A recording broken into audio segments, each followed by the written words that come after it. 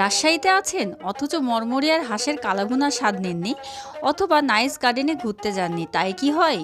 এই পর্বে থাকছে মরমরিয়া টু নাইস গার্ডেন পরিক্রমা, সঙ্গেই থাকুন।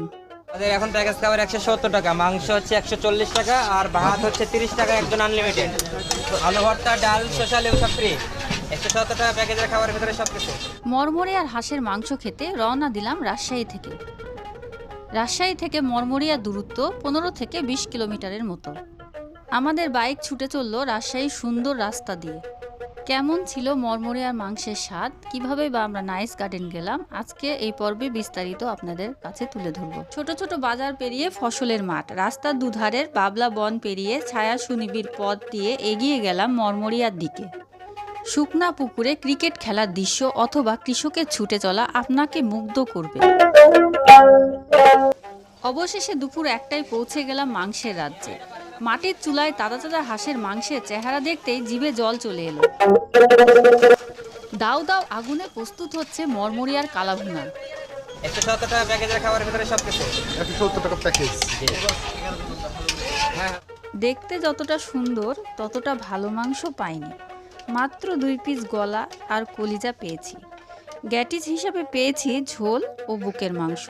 অভিজ্ঞতা সুখকর ছিল না। তাদের জনপ্রিয়তার কথা শুনে অনেক আশা নিয়ে গেছিলাম হাঁসের মাংস খেতে, কিন্তু শেষ পর্যন্ত হতাশ হয়ে ফিরে এসেছি। তার চেয়ে বরং বাড়িতে একটি হাঁস কিনে রান্না করে খেলে আমি অনেক তৃপ্তি পেতাম। যাই হোক, সেখান থেকে ঘুরতে চলে গেলাম নাইস গার্ডেনে। চলুন দেখি নাইস গার্ডেনে কি কি আছে। মরমরিয়া থেকে নাইস গার্ডেনে যাওয়ার রাস্তাটি বেশ চমৎকার। রাস্তার দুপাশের ফসল বাড়িগুলো আপনাকে সবুজের মায়ায় আবদ্ধ করে। গ্রামীণ পথ ধরে ছুটে চলা স্বপ্নের মতো। 20 টাকা মূল্যের টিকিটে নাইস গার্ডেনে প্রবেশ করলাম। এখানে শিশুদের জন্য অনেক খেলার উপকরণ রয়েছে। পুকুরের চারপাশে শান বাঁধানো ঘাট আপনাকে মুগ্ধ করবে। ফুলগুলো আপনাকে অভিনন্দন জানাবে। নাইস গার্ডেনে এখনো উন্নয়নের কাজ চলমান রয়েছে। আপনি যদি রাজশাহী থেকে কখনো মরমরিয়া যান, অবশ্যই নাইস গার্ডেন ঘুরে আসবেন। এখানে পুকুরের মাঝখানে বসার জায়গাটা আমাদের কাছে বেশ লেগেছিল।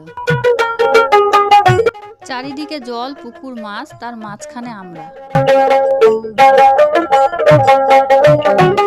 যাই হোক, সেদিনের বাইরের ঘোরাটা ছিল আনন্দময় ও অভিজ্ঞতাপূর্ণ। হয়তো বাড়িতে থাকলে এই সতেজতা আমরা পেতাম না। তাই চলুন সপরিবারে বাইরে যাই, আনন্দে থাকি।